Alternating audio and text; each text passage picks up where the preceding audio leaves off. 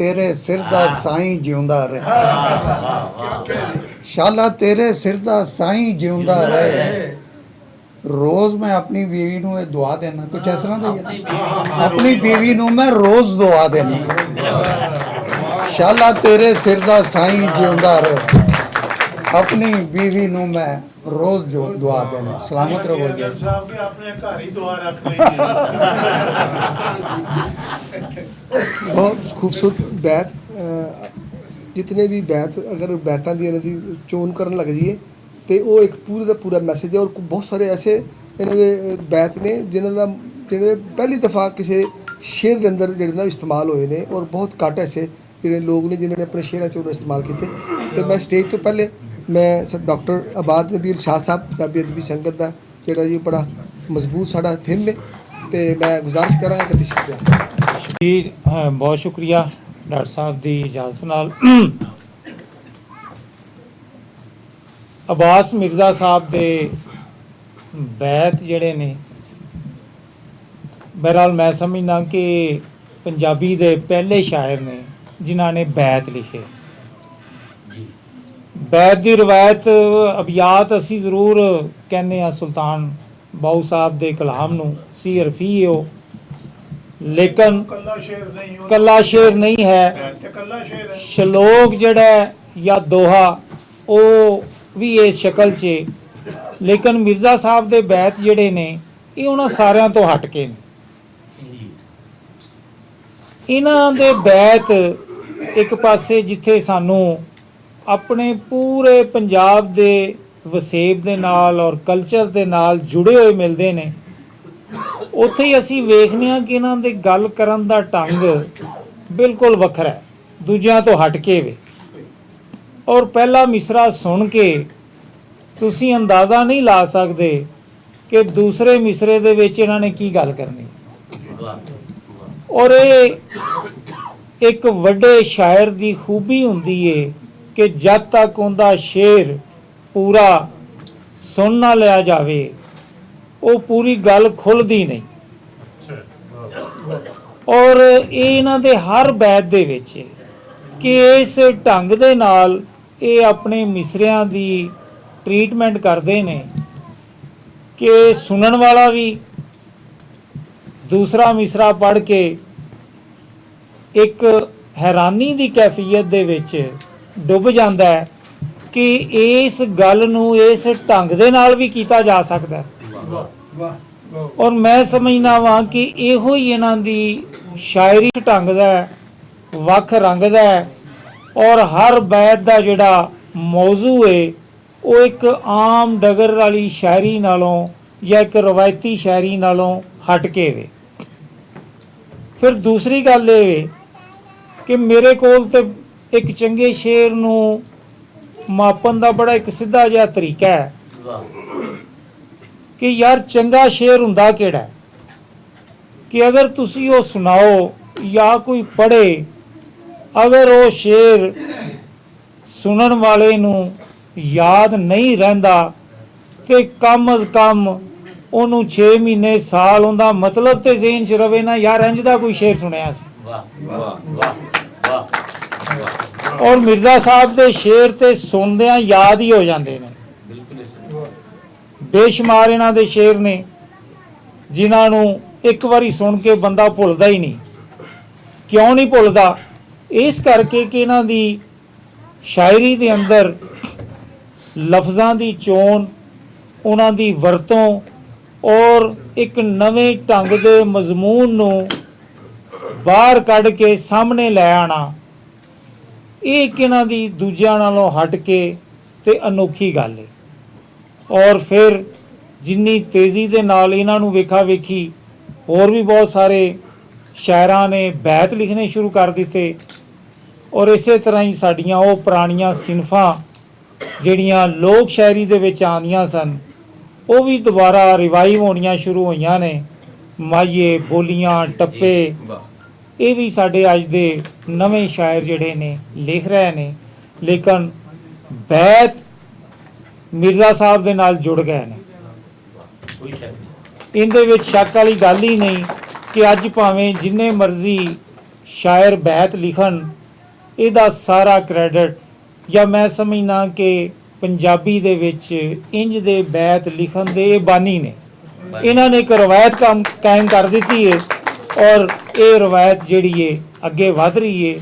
ਔਰ ਮਾਸ਼ਾਅੱਲਾ ਜਿਸ ਤਰ੍ਹਾਂ ਇਹਨਾਂ ਦੇ ਲਿਖਣ ਦੀ ਰਫ਼ਤਾਰ ਹੈ, ਜਿੰਨੀਆਂ ਕਿਤਾਬਾਂ ਬੈਤਾਂ ਦੀਆਂ ਇਹਨਾਂ ਦੀਆਂ ਛਪ ਜਾਣੀਆਂ ਨੇ, ਨਹੀਂ ਲੱਗਦਾ ਕਿ ਅਗਲੇ 100 ਸਾਲ ਵੀ ਇੰਨੀਆਂ ਕਿਤਾਬਾਂ ਕੋਈ ਲਿਖ ਸਕੇ। ਬਹੁਤ ਸ਼ੁਕਰੀਆ। ਬਹੁਤ ਸ਼ੁਕਰੀਆ ਡਾਕਟਰ ਆਬਾਦ ਨਬੀਲ ਸ਼ਾਹ ਸਾਹਿਬ। ਤੇ ਜਿਸ ਤਰ੍ਹਾਂ ਜਿਵੇਂ ਕਿ ਦੋਸਤ ਪਹਿਲੇ ਗੱਲ ਕਰਕੇ ਗਏ, ਹਾਂਜੀ ਮੂੰਹ ਬੁਲਾ ਲਵੇ, ਤੇ ਕੋਈ ਵੀ ਅਦਾਰੇ ਜਿਹੜੇ ਨੇ ਚਲਾਣੇ, ਔਰ ਇਹ ਪੰਜਾਬੀ ਅਦਬ ਦੇ ਅਦਾਰੇ ਹੋਣ ਜਾਂ ਉਰਦੂ ਅਦਬ ਦੇ ਕੋਈ ਵੀ ਅਦਾਰੇ, ਇਹ ਇਸ ਤਰ੍ਹਾਂ ਅਦਾਰੇ ਨਹੀਂ ਨੇ ਕਿ ਇਹਨਾਂ ਨੂੰ ਕੋਈ ਬੰਦਾ ਕੋਈ ਇਹ 'ਚ ਫਾਇਦੇ ਦੀ ਗੱਲ ਸੋਚ ਕੇ ਚਲਾਉਂਦਾ ਹੋਵੇ। ਕੋਈ ਇਹ ਖਿਦਮਤ ਖਲਕ ਦੇ ਅਦਾਰੇ ਨੇ। ਔਰ ਦੂਸਰੀ ਗੱਲ ਇਹ ਕਿ ਇਹ ਐਸੀ ਨਸਲ ਨੂੰ ਤਿਆਰ ਕਰਦੇ ਨੇ ਜਿਨ੍ਹਾਂ ਨੇ ਅਗਲੀ ਪੀੜ੍ਹੀ ਨੇ ਆ ਕੇ ਅਗਲੇ ਜਿਹੜੇ ਨੇ 100 ਸਾਲ ਜਾਂ 50 ਸਾਲ ਜਿਹੜੇ ਨੇ ਉਹਨੇ ਕੰਮ ਕਰਨੇ ਹੁੰਦੇ ਨੇ। ਇਸੇ ਤਰ੍ਹਾਂ ਦੇ ਸਾਡੇ ਦੋਸਤ ਮਕਸੂਦ ਖਾਲਕ ਸਾਹਿਬ ਨੇ ਜਿਹੜੇ ਹਰ ਬੁੱਧ ਵਾਲੇ ਦਿਨ ਅੰਜਮਨ ਤਰੱਕੀ ਪਸੰਦ ਮੁਸੰਨਫੀਨ ਦੇ ਜਿਹੜਾ ਜੀ ਬੜੇ ਆਰ ਕਰਦੇ ਨੇ, ਬੜੇ ਪਹਿਲੇ ਅੰਦਾਜ਼ ਨਾਲ ਜਿਹੜਾ ਨਾ ਉਹਦਾ ਪ੍ਰੋਗਰਾਮ ਜੋ ਆਰਗੇਨਾਈਜ਼ ਕਰਦੇ ਨੇ। ਔਰ ਅੱਜ ਮੇਰੇ ਦਰਮਿਆਨ ਪਿੱਛੇ ਸਨ ਬੈਠੇ, ਮੇਰੀ ਨਜ਼ਰ ਨਹੀਂ ਪਈ, ਮੈਨੂੰ ਹੁਣ ਯਾਦ ਆਇਆ ਤੇ ਮੈਂ ਮਾਜ਼ਰਤ ਵੀ ਚਾਹਾਂਗਾ ਮਕਸੂਦ ਖਾਲਕ ਸਾਹਿਬ ਨੂੰ ਕਿ ਤਸ਼ਰੀਫ ਲਿਆਉਣ। ਜਨਾਬ ਮਕਸੂਦ ਖਾਲਕ ਸਾਹਿਬ ਨਾਲੋਂ ਮੈਨੂੰ ਪਹਿਲੇ ਪੜ੍ਹਾਉਣਾ ਚਾਹੀਦਾ ਸੀ ਉਹਨਾਂ ਨੇ, ਠੀਕ ਤੇ ਨਹੀਂ ਸੁਣਨੀ ਲਿਫਜ਼ੇ ਮਰਾਤਬ ਸਰ ਹਰ ਜਗ੍ਹਾ ਤੇ ਮਕਸੂਦ ਸਾਹਿਬ ਜੀ ਸਾਡੇ ਸੀਨੀਅਰ ਨੇ। ਸਾਡੇ ਸਾਰੇ ਦੋਸਤਾਂ ਨੂੰ ਇਹ ਪਤਾ ਹੈ ਕਿ ਬੜੀ ਮੁੱਦਤ ਤੋਂ ਅਸੀਂ ਮੁਸ਼ਾਇਰੇ ਕਰਵਾਉਂਦੇ ਰਹੇ ਹਾਂ ਪੰਜਾਬੀ ਅਦਬੀ ਸੰਗਤ ਦੇ ਵਿੱਚ, ਤੇ ਇਹ ਜਿਹੜਾ ਕੀ ਇਹਨੂੰ ਕਹਿੰਦੇ ਨੇ ਹਿਫਜ਼ੇ ਮਰਾਤਬ, ਇਹ ਅਸੀਂ ਖਤਮ ਕੀਤਾ ਹੋਇਆ, ਇਹ ਅਸੀਂ ਮੁਕਾ ਦਿੱਤਾ ਹੋਇਆ। ਅਸੀਂ ਕਦੇ ਸੱਜੇ ਪਾਸਿਓਂ ਸ਼ੁਰੂ ਕਰ ਲਿਆ ਤੇ ਕਦੇ ਖੱਬੇ ਪਾਸਿਓਂ। ਡਾਕਟਰ ਸਾਹਿਬ ਨੂੰ ਵੀ ਪਤਾ ਹੈ ਸ਼ਾਇਰ ਜਿੱਥੇ ਵੀ ਪੜ੍ਹੇ ਜੇ ਚੰਗਾ ਹੈ ਤੇ ਉਹ ਚੰਗਾ ਹੀ ਸ਼ਾਇਰ। ਬੜੀ ਮਿਹਰਬਾਨੀ, ਜਨਾਬ ਸਦਰ ਅब्बास मिर्ज़ा होरी जिन्ने खूबसूरत बाहरों ने उन्ने ही अंदरों ने। हयाती एडी पेचीदा है कि उनके जिन्ने भी मौजूआत ने वो असी शायरी राहीं, फिक्शन राहीं, कहानी राहीं, दास्तान राहीं असी बयान करने की कोशिश करिए तो शायद सदियाँ लग जाए। अब्बास मिर्ज़ा होरी साढ़े कोल एक ऐसी नेमत ने जिन्होंने अपने बैतां राहीं जिन्ने भी 12-13 परागे आए ने बैत परागे, उन्होंने जिंदगी का कोई ऐसे मौजूआत नहीं है ਜਿਹੜਾ ਉਹਨਾਂ ਨੇ ਛੂਇਆ ਨਾ ਹੋਵੇ, ਜਿੰਦੇ ਉੱਤੇ ਗੱਲ ਨਾ ਕੀਤੀ ਹੋਵੇ। ਉਹ ਵਸੇਬ ਹੋਵੇ, ਉਹ ਸਾਡਾ ਸਿਆਸੀ ਸਿਸਟਮ ਹੋਵੇ, ਉਹ ਸਾਡੀ ਸਮਾਜੀ ਬੁਨਤ ਹੋਵੇ, ਕੋਈ ਵੀ ਐਸਾ ਮੌਜੂ ਨਹੀਂ ਹਯਾਤੀ ਦਾ। ਜਿਵੇਂ ਜ਼ਿੰਦਗੀ ਪਚੀਦਾ ਹੈ ਇਵੇਂ अब्बास मिर्ज़ा ਸਾਹਿਬ ਦੇ ਜਿਹੜੇ ਬੈਤ ਨੇ ਉਹ ਪਚੀਦਾ ਨੇ, ਲੇਕਿਨ ਸੌਖੀ ਔਰ ਆਸਾਨ ਜ਼ੁਬਾਨ ਦੇ ਵਿੱਚ, ਜਿਹੜੀ ਸਭ ਤੋਂ ਸੋਹਣੀ ਗੱਲ ਹੈ। ਇੱਥੇ ਕੋਈ ਬੰਦਾ ਇਹ ਜਾਨੀ ਇਹ ਨਹੀਂ ਕਹਿ ਸਕਦਾ ਕਿ ਯਾਰ ਇਹ ਉਹ ਜ਼ੁਬਾਨ ਹੈ ਜਿਹੜੀ ਮੈਂ ਮੇਰੇ ਮਾਂ ਪਿਓ ਬਤੌਰ ਪੰਜਾਬੀ ਬੋਲਦੇ ਨਹੀਂ ਨੇ ਜਾਂ ਸਮਝਦੇ ਨਹੀਂ ਨੇ। ਬੜੀ ਸੌਖੀ ਜ਼ੁਬਾਨ 'ਚ ਇਹਨਾਂ ਨੇ ਇਹ ਬੈਤ ਕਹਿ। ਔਰ अब्बास मिर्ज़ा ਸਾਹਿਬ ਨੂੰ ਅੰਜਮਨ ਤਰੱਕੀ ਪਸੰਦ ਮੁਸੰਨਫੀਨ ਵੱਲੋਂ ਅਸੀਂ ਢੇਰ ਮੁਬਾਰਕਬਾਦ ਕਹਿੰਦੇ ਹਾਂ। ਦੂਸਰੀ ਗੱਲ ਕਿ ਅਦੀਬ ਅਗਰ ਉਹਦੇ ਅੰਦਰ ਸਿਆਸੀ ਅੰਗ, ਸਮਾਜੀ ਤੇ ਮੁਆਸ਼ੀ ਅੰਗ ਮੌਜੂਦ ਨਹੀਂ ਹੈ ਨਾ, ਤੇ ਅਸੀਂ ਇਹ ਸਮਝਨੇ ਆ ਬਤੌਰ ਤਰੱਕੀ ਪਸੰਦ, ਅਸੀਂ ਇਹਨੂੰ ਕਲੇਮ ਕਰਨੇ ਆ ਕਿ ਉਹਦੇ ਲਫ਼ਜ਼ ਸਵਾਏ ਟੱਕਰਾਂ ਮਾਰਨ ਤੋਂ ਹੋਰ ਕੁਝ ਵੀ ਨਹੀਂ ਹੈਗਾ। अब्बास मिर्ज़ा ਸਾਹਿਬ ਦੀ ਇਸ ਕਿਤਾਬ ਦੇ ਅੰਦਰ ਤੁਹਾਨੂੰ ਜਗ੍ਹਾ ਜਗ੍ਹਾ ਤੇ ਵਾਦਤ ਦਾ ਤਾਸੁਰ ਵੀ ਮਿਲੇਗਾ, ਵਸੇਬ ਦੀ ਗੱਲ ਵੀ ਮਿਲੇਗੀ, ਸਿਆਸਤ ਦੀ ਗੱਲ ਵੀ ਮਿਲੇਗੀ, ਔਰ ਮਾਸਟਰ ਸੂਰਤ ਹਾਲ ਜਿਹੜੀ ਸਿਆਸੀ ਔਰ ਮੁਆਸ਼ੀ ਹੈ, ਸਮਾਜੀ ਹੈ, ਉਹਦੀ ਗੱਲ ਵੀ ਤੁਹਾਨੂੰ ਮਿਲੇਗੀ। ਔਰ ਮੈਂ ਸਮਝਣਾ ਕਿ ਜਿੰਨੇ ਵੀ ਇਹਨਾਂ ਦੇ ਬੈਤ ਪਰ ਆਗੇ ਆਏ ਨੇ, ਅਗਰ ਅਸੀਂ ਉਹਨਾਂ ਦਾ ਆਪਣਾ ਕਰੀਏ, ਮੁਹਾਸਰਾ ਕਰੀਏ, ਥੋੜਾ ਜਿਹਾ ਉਹਨੂੰ ਇਕੱਠਾ ਕਰੀਏ ਜਾਂ ਉਹਦਾ ਅਸੀਂ ਕੋਸ਼ਿਸ਼ ਕਰੀਏ ਕਿ ਉਹਨੂੰ ਜੋੜਨ ਦੀ, ਤੇ ਹਰ ਬੈਤ ਪਰਾਗੇ ਦੇ ਮੌਜੂਆਤ ਜ਼ਿੰਦਗੀ ਦੇ ਮੁਖਤਲਿਫ ਮੌਜੂਆਤ ਨੂੰ ਛੂਹਦੇ ਨੇ। ਇਹ ਸਭ ਤੋਂ ਅਹਿਮ ਗੱਲ ਹੈ, ਠੀਕ ਹੈ। ਔਰ ਇੰਨਾ ਵਫੂਰ ਹੋਣਾ ਇਹ ਮਿਰਜ਼ਾ ਸਾਹਿਬ ਦਾ ਹੀ ਕੰਮ ਹੈ। ਔਰ ਇਹ ਗੱਲ ਦਰੁਸਤ ਹੈ ਕਿ ਮਿਰਜ਼ਾ ਸਾਹਿਬ ਨੇ ਜਿੰਨੇ ਬੈਤ ਲਿਖ ਛੱਡੇ ਨੇ, ਸ਼ਾਇਦ ਇਸ ਤੋਂ ਬਾਅਦ ਆਉਣ ਵਾਲੇ ਨੌਜਵਾਨ ਜਿਹੜੇ ਸ਼ਾਇਰ ਨੇ ਜਾਂ ਸਾਡੇ ਵਰਗੇ ਜਿਹੜੇ ਮਿਡਲ ਏਜ ਦੇ ਲੋਕ ਨੇ, ਇਹਨਾਂ ਵਾਸਤੇ ਮਸ਼ਲੇ ਰਾਹ ਬਣ। ਦੂਸਰੀ ਗੱਲ ਦੋਸਤੋ, ਇੱਕ ਹੋਰ ਬੜੀ ਸੋਹਣੀ ਗੱਲ, ਪੰਜਾਬੀ ਸ਼ਾਇਰ ਹੋਵੇ ਤੇ ਉਹਦੇ ਵਿੱਚ ਸੈਂਸ ਆਫ ਹਿਊਮਰ ਨਾ ਹੋਵੇ ਤੇ ਫਿਰ ਵੀ ਮਜ਼ਾ ਨਹੀਂ ਆਉਂਦਾ। ਮੇਰਾ ਸਾਹਿਬ ਜਿਵੇਂ ਕਿ ਦੋਸਤਾਂ ਨੇ ਜ਼ਿਕਰ ਕੀਤਾ ਕਿ ਸੈਂਸ ਆਫ ਹਿਊਮਰ ਅਗਰ ਨਹੀਂ ਹੈਗੀ ਨਾ ਤੇ ਜ਼ਿੰਦਗੀ ਦਾ ਲੁਤਫ ਨਹੀਂ ਆਉਂਦਾ। ਪੰਜਾਬੀ ਉਹ ਪੰਜਾਬੀ ਹੈ ਨਹੀਂ ਜਿਹਨੂੰ ਜੁਗਤ ਨਹੀਂ ਆਉਂਦੀ, ਮੈਂ ਤਾਂ ਸਮਝਣਾ, ਠੀਕ ਹੈ। ਉਹ ਸੁਲਝਾਓ ਕਿਸ ਤਰ੍ਹਾਂ ਜੁਗਤ ਨੂੰ, ਜਾਂ ਆਪਣੀ ਉਸ ਫਬਕੀ ਨੂੰ ਕਿਸ ਤਰ੍ਹਾਂ ਸ਼ੇਅਰ 'ਚ ਢਾਲਦਾ ਹੈ, ਇਹ ਹੁਸਨ ਮਿਰਜ਼ਾ ਸਾਹਿਬ ਕੋਲ ਮੌਜੂਦ ਹੈ। ਜੇ ਉਸ ਦੋਸਤਾਂ ਨੇ ਅੱਗੇ 2-4 ਬੈਤ ਸੁਣਾਏ ਵੀ ਨੇ, ਤੇ ਮੈਂ ਉਹ 2-4 ਬੈਤ ਸੁਣਾ ਕੇ ਦੋਸਤਾਂ ਅੱਗੇ ਫਿਰ ਜ਼ਿਆਦਾ ਲਾਏ ਨੇ। ਮੈਂ ਮਿਰਜ਼ਾ ਸਾਹਿਬ ਕੋਲੋਂ ਮਾਜ਼ਰਤ ਕੀਤੀ ਸੀ, ਲੇਕਿਨ ਮੈਨੂੰ ਆਉਣਾ ਪਿਆ। ਠੀਕ ਹੈ, ਆਖਰ ਤੇ ਮੈਂ ਜ਼ਰੂਰ ਇੱਕ ਗੱਲ ਕਰਾਂਗਾ ਮਾਂ ਬੋਲੀ ਦੇ ਤਨਾਜ਼ਰ ਵਿੱਚ। ਹੁਣ ਜਿਹੜੇ ਮੌਜ਼ੂਆਤ ਮੈਂ ਜ਼ਿੰਦਗੀ ਦੇ ਦੱਸੇ ਨੇ, ਉਹਨਾਂ ਵੱਲ ਮੈਂ ਥੋੜ੍ਹਾ ਜਿਹਾ ਤੁਹਾਡੀ ਝਾਤ ਪਾਵਾਂਗਾ। 4-5 ਬੈਤ ਬਸ ਪੜਾਂਗਾ। ਪਿੰਡ ਦੀ ਟਹਿੰਦੀ ਮਸਜਿਦ ਵੱਲ ਮੈਂ ਕੀ ਜਾਂਦਾ, ਏਸੀ ਵਿੱਚ ਦੁਆ ਵੀ ਠੰਡਾ ਪਾਉਂਦੀ। ਠੀਕ ਹੈ, ਤੇ ਸਮਾਜੀ ਤੇ ਸਕਾਫਤੀ ਤਨਾਜ਼ਰ 'ਚ ਵੇਖ ਲਓ ਕਿ ਰੱਬਾ ਮੈਂ ਤਯੰਮਮ ਕਰ ਲਾਂ ਇਹ ਪਾਣੀ, ਰੱਬਾ ਮੈਂ ਤਯੰਮਮ ਕਰ ਲਾਂ ਇਹ ਪਾਣੀ, ਮੈਂ ਇੱਕ ਚੋਲਸਤਾਨੀ ਦੇ ਮੂੰਹ ਪਾਣਾ ਹੈ। ਜ਼ਿੰਦਗੀ ਦੀ ਐਡੀ ਕੜਵੀ ਹਕੀਕਤ ਹੈ ਜਿਹਨੂੰ ਵੱਡੇ ਵੱਡੇ ਫਿਕਸ਼ਨ ਰਾਈਟਰ ਤੇ ਆਪਣੇ ਆਪਣੇ ਅਫਸਾਨਿਆਂ 'ਚ ਪੇਂਟ ਕਰਦੇ ਨੇ। ਮੇਰੇ ਸਾਹਿਬ ਨੇ ਇੱਕ ਸ਼ੇਰ 'ਚ ਕਹਿ ਛੱਡੀ, ਸੜਕ ਦੇ ਇੱਕ ਪਾਸੇ ਜੇ ਬੱਚਾ ਵਿਲਕ ਰਿਹਾ ਹੈ, ਦੂਜੇ ਪਾਸੇ ਇੱਕ ਕਤੂਰਾ ਵੀ ਵੇਖੀ। ਹਾਂਜੀ, ਇਨਸਾਨ ਔਰ ਜਾਨਵਰ ਦਾ ਜਿਹੜਾ ਸਿਲਸਿਲਾ ਹੈ, ਯਾਨੀ ਜਾਨ ਨੂੰ ਬਚਾਉਣ ਦਾ ਜਿਹੜਾ ਸਾਡਾ ਹਵਾਲਾ ਹੈ, ਤੇ ਸਾਡੀ ਮਾਸ਼ੀ ਸੂਰਤ ਹਾਲ ਵੇਖੋ ਕਿ ਡਾਲਰ ਇੱਕ ਭਗਿਆੜ ਏ ਤਗੜੇ ਦਾ ਜਿਸਨੇ, ਡਾਲਰ ਇੱਕ ਭਗਿਆੜ ਏ ਤਗੜੇ ਦਾ ਜਿਸਨੇ, ਸੱਚਮੁੱਚ ਸਾਡੇ ਯੂਸਫ ਨੂੰ ਖਾ ਛੱਡਿਆ।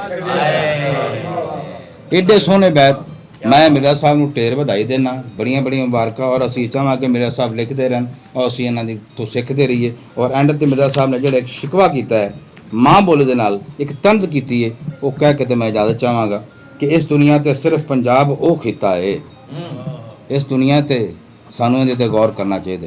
ਇਸ ਦੁਨੀਆ ਤੇ ਸਿਰਫ ਪੰਜਾਬ ਉਹ ਖਿੱਤਾ ਹੈ ਜਿੱਥੇ ਬੱਚੇ ਮਾਂ ਬੋਲੀ ਵਿੱਚ ਪੜ੍ਹਦੇ ਨਹੀਂ। ਬਹੁਤ ਸ਼ੁਕਰੀਆ। ਆਪਣੇ ਮੌਜੂ ਬਣਾਏਗਾ ਜਿਹੜੇ ਇਖਤਸਾਲੀ ਤਬਕੇ ਜਾਂ ਜਿਹੜੇ ਸਰਮਾਇਦਾਰੀ ਨਿਜ਼ਾਮ ਦਾ ਹਿੱਸਾ ਨੇ, ਤੇ ਉਹਨੂੰ ਅਗਰ ਇਹ ਨਹੀਂ ਕਰੇਗਾ ਤਾਂ ਕੌਣ ਗੱਲ ਕਰੇਗਾ। ਤੇ ਲਿਹਾਜ਼ਾ ਇਹ ਗੱਲ ਕਰਨੀ ਵੀ ਬਹੁਤ ਜ਼ਰੂਰੀ ਹੈ ਕਿ ਜੋ ਮੁਆਸ਼ਰੇ ਦੇ ਜਿਹੜਾ ਘੁੱਟ ਨੇ, ਜੋ ਮੁਆਸ਼ਰੇ ਦੇ ਵਿੱਚ ਜਿਹੜੀ ਨਾ ਹਮਵਾਰੀ ਹੈ, ਔਰ ਉਹਨੂੰ ਸ਼ਾਇਰ ਅਦੀਬ ਔਰ ਕਲਮਕਾਰੀ ਜਿਹੜਾ ਨਾ ਉਹਨੂੰ ਸਾਹਮਣੇ ਲੈ ਕੇ ਆਉਂਦਾ ਹੈ। ਤੇ ਮੈਂ ਇੱਕ ਦਫਾ ਫਿਰ ਮਿਰਜ਼ਾ ਸਾਹਿਬ ਨੂੰ ਵੀ ਮੁਬਾਰਕਬਾਦ ਦੇਣਾ, ਔਰ ਜਿਹਨਾਂ ਦੋਸਤਾਂ ਨੇ ਇਤਨੀ ਖੂਬਸੂਰਤ ਗੱਲਾਂ ਕੀਤੀਆਂ ਉਹਨਾਂ ਵਾਸਤੇ ਵੀ ਬਹੁਤ ਸਾਰੀ ਦੁਆਵਾਂ ਨੇ। ਮੈਂ ਹੁਣ ਸਟੇਜ ਤੇ ਆਵਾਂਗਾ। ਸਟੇਜ ਤੇ ਮੇਰੇ ਕੋਲ ਸਭ ਤੋਂ ਪਹਿਲੇ ਨਾਰੋਵਾਲ ਤੋਂ ਮੇਰੇ ਬਹੁਤ ਪਿਆਰੇ ਦੋਸਤ, ਅੱਲਾਹ ਤਾਲਾ ਉਹਨਾਂ ਨੂੰ ਜ਼ਿੰਦਗੀ ਦੇਵੇ, ਸਿਹਤ ਦੇਵੇ। ਪਿਛਲੇ ਦਿਨ ਬਿਮਾਰ ਰਹੇ ਤੇ ਅੱਜ ਸਾਡੇ ਦਰਮਿਆਨ ਮੌਜੂਦ ਸ਼ਾਇਦ ਰਹਿਣ। ਮੈਂ ਤੁਹਾਡੇ ਬਹੁਤ ਸਾਰੀ ਤਾਲੀਆਂ 'ਚ ਗੁਜ਼ਾਰਿਸ਼ ਕਰਾਂਗਾ ਅਨੀਸ ਅਹਿਮਦ ਸਾਹਿਬ ਨੂੰ। ਬਹੁਤ ਸ਼ੁਕਰੀਆ। ਬੱਚੇ ਪ੍ਰਾਹੁਣੇ ਅੱਜ ਚੂੰਕਿ ਗੱਲ ਨਾਰੋਵਾਲ ਦੇ ਬੰਦੇ ਦੀ ਹੋ ਰਹੀ ਹੈ, ਇਸ ਵਾਸਤੇ ਜਨਾਬ ਮੁਸ਼ਤਾਕ ਕਮਰ ਸਾਹਿਬ ਨੇ ਮੈਨੂੰ ਵੀ ਨਾਰੋਵਾਲ ਦਾ ਬਣਾ ਦਿੱਤਾ ਹੈ। ਮੈਂ ਅਗਰ ਨਾਰੋਵਾਲ ਹੁੰਦਾ ਤਾਂ ਮੈਨੂੰ ਬਹੁਤ ਖੁਸ਼ੀ ਹੋਣੀ ਸੀ, ਲੇਕਿਨ ਮੈਂ ਮਲਕਵਾਲ ਦਾ, ਮਲਕਵਾਲ ਜ਼ਿਲ੍ਹਾ ਮੰਡੀ ਬਹੁਦੀਨ 'ਚ। ਉਹ ਵਾਲ ਦੀ ਵਜ੍ਹਾ ਤੋਂ ਸਾਡਾ ਰਦੀਫ ਜਿਹੜੀ ਉਹ ਮਿਲ ਗਈ ਹੈ। ਰਦੀਫ ਮਿਲਣ ਦੀ ਵਜ੍ਹਾ ਤੋਂ ਇਹਨਾਂ ਨੇ ਮੈਨੂੰ ਮਿਲਾ ਛੱਡਿਆ, ਔਰ ਮੈਨੂੰ ਬੜੀ ਖੁਸ਼ੀ ਹੋਈ ਹੈ ਕਿ ਇਹਨਾਂ ਨੇ ਮੇਰਾ ਨਾਮ ਮਿਰਜ਼ਾ ਸਾਹਿਬ ਦੇ ਨਾਲ ਮਿਲਾ ਕੇ ਨਾਂ ਲਿਆ। ਇਹਨਾਂ ਬਿਮਾਰੀ ਦੀ ਗੱਲ ਕੀਤੀ ਹੈ। ਬਿਮਾਰੀ ਦੀ ਵਜ੍ਹਾ ਮੈਂ ਤੁਹਾਨੂੰ ਸਭ ਤੋਂ ਆਖਰ 'ਚ ਦੱਸਾਂਗਾ ਕਿ ਮੈਂ ਕਿਉਂ ਬਿਮਾਰ ਹੋਇਆ। ਗੱਲ ਹੋ ਰਹੀ ਹੈ ਅੱਜ ਬਿਮਾਰੀ ਦੀ ਵਜ੍ਹਾ ਸਭ ਤੋਂ ਆਖਰ 'ਚ ਮੈਂ ਦੱਸਾਂਗਾ ਕਿ ਮੈਂ ਕਿਉਂ ਬਿਮਾਰ ਹੋਇਆ ਔਰ ਮੇਰੀ ਇਹ ਹਾਲਤ ਕਿਉਂ ਹੋਈ ਹੈ। ਮੇਰੇ ਕੋਲੋਂ ਸਹੀ ਅੱਜ ਬੋਲਣ ਵੀ ਨਹੀਂ ਹੋ ਰਿਹਾ, ਲੇਕਿਨ ਮੈਂ ਬੜੀ ਭਰਵੀਂ ਗੱਲ ਕਰਾਂਗਾ ਕਿਉਂਕਿ ਮੈਂ ਸਟੇਜ ਤੇ ਆ ਜਾਵਾਂ ਤੇ ਫਿਰ ਸਟੇਜ ਮੈਂ ਛੱਡਦਾ ਨਹੀਂ। ਜੀ ਦੋਸਤ ਜਿਹੜੇ ਨੇ ਬਹੁਤ ਸਾਰੀਆਂ ਗੱਲਾਂ ਕਰ ਗਏ ਨੇ, ਬਾਅਦ ਵਾਲੇ ਬੰਦੇ ਨੂੰ ਇਹ ਬੜੀ ਔਕੜ ਹੁੰਦੀ ਹੈ ਕਿ ਉਹ ਕਿਹੜੀਆਂ ਗੱਲਾਂ ਕਰੇ ਤੇ ਕੀ ਨਾ ਕਰੇ। ਲੇਕਿਨ ਅੱਜ ਇਸ ਤਕਰੀਬ 'ਚ ਸਭ ਤੋਂ ਜ਼ਿਆਦਾ ਮੈਨੂੰ ਇਸ ਗੱਲ ਦੀ ਖੁਸ਼ੀ ਹੋਈ ਹੈ ਕਿ ਕਿਸੇ ਬੰਦੇ ਨੇ ਵੀ ਇੱਕ ਗੱਲ ਨਹੀਂ ਕੀਤੀ। ਉਹ ਗੱਲ ਮੈਂ ਕਰਨਾ ਚਾਹੁੰਦਾ, ਸ਼ਾਇਦ ਉਹ ਮੇਰੇ ਹਿੱਸੇ ਦੀ ਐਸੀ ਕਿ ਅੱਜ ਦੀ ਤਕਰੀਬ ਦੇ ਦੁੱਲਾ ਜਨਾਬ ਪ੍ਰੋਫੈਸਰ ਮੁਹੰਮਦ ਅब्बास ਮਿਰਜ਼ਾ ਸਾਹਿਬ। ਕਿਉਂਕਿ ਕਿਸੇ ਵੀ ਤਕਰੀਬ 'ਚ ਜਿੱਥੇ ਗੱਲ ਸ਼ੁਰੂ ਹੁੰਦੀ ਹੈ ਤੇ ਕਿਸੇ ਦੇ ਇਜਾਜ਼ ਵਿੱਚ ਅਗਰ ਤਕਰੀਬ ਹੋਵੇ ਤੇ ਉੱਥੇ ਕਿਹਾ ਜਾਂਦਾ ਹੈ ਕਿ ਅੱਜ ਦੀ ਤਕਰੀਬ ਦੇ ਦੁੱਲਾ, ਤੇ ਅੱਜ ਦੀ ਤਕਰੀਬ ਦੇ ਦੁੱਲਾ ਜਨਾਬ ਪ੍ਰੋਫੈਸਰ ਮੁਹੰਮਦ अब्बास ਮਿਰਜ਼ਾ ਸਾਹਿਬ ਨੇ। ਭਾਵੇਂ ਘਰ ਜਾ ਕੇ ਇਹਨਾਂ ਨੂੰ ਝੜਕਾਂ ਖਾਣੀਆਂ ਪੈਣ, ਕੋਈ ਗੱਲ ਨਹੀਂ, ਇਹ ਕੋਈ ਨਵੀਂ ਗੱਲ ਹੈ। ਮਿਰਜ਼ਾ ਦੁਲਹਨ ਵੀ ਇੱਥੇ ਮੌਜੂਦ ਹੈ, ਉਹ ਸੁਣ ਰਹੀ ਹੈ ਜੀ।